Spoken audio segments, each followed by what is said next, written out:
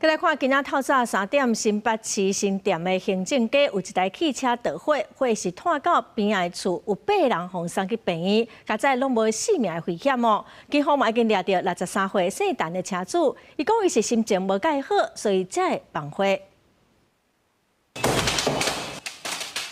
巷仔底一台汽车熊熊着火，火是烧甲真猛，还阁烧甲变叫，而且这火还阁炭去甲边仔徛过去。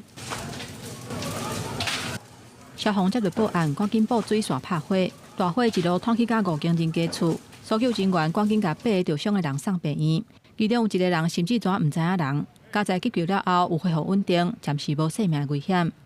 有一些小瓦斯罐整个当时爆炸，所以造成1楼跟2楼。那2楼的部分是沿着遮衣板整个烧上去。